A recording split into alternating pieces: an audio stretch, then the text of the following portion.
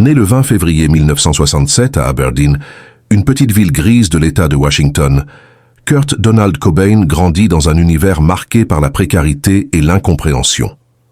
Enfant sensible et rêveur, il trouve très tôt refuge dans le dessin et la musique, deux échappatoires à un quotidien qu'il juge terne. Lorsque ses parents divorcent, Kurt n'a que 9 ans, mais cette rupture laisse en lui une blessure profonde. Ce sentiment d'abandon et de colère silencieuse ne le quittera plus. Adolescent, il découvre le punk rock et les sonorités brutes de groupes comme les Sex Pistols et les Melvins. C'est une révélation.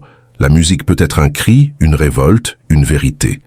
Avec quelques amis, il fonde Nirvana en 1987. Très vite, le trio impose un son nouveau, mélange de rage, de mélancolie et de mélodies entêtantes, le grunge. En 1991, la sortie de Nevermind propulse Nirvana au sommet. Le morceau Smells Like Teen Spirit devient l'hymne d'une génération désillusionnée, celle des jeunes des années 90 qui se reconnaissent dans sa douleur et son authenticité. Mais ce succès fulgurant, Kurt le vit mal.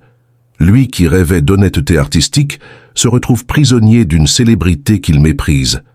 Derrière le sourire timide, la souffrance grandit. Miné par la drogue, la dépression et la pression médiatique, Kurt Cobain s'isole de plus en plus. Marié à Courtney Love et père d'une petite Frances Bean, il tente de concilier amour, paternité et musique, mais son mal-être l'emporte. Le 5 avril 1994, à seulement 27 ans, Kurt met fin à ses jours dans sa maison de Seattle.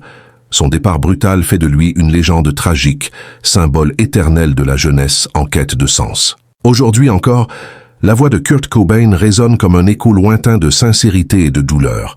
Il aura prouvé qu'une guitare, quelques accords et une vérité criée du fond du cœur peuvent marquer à jamais l'histoire de la musique.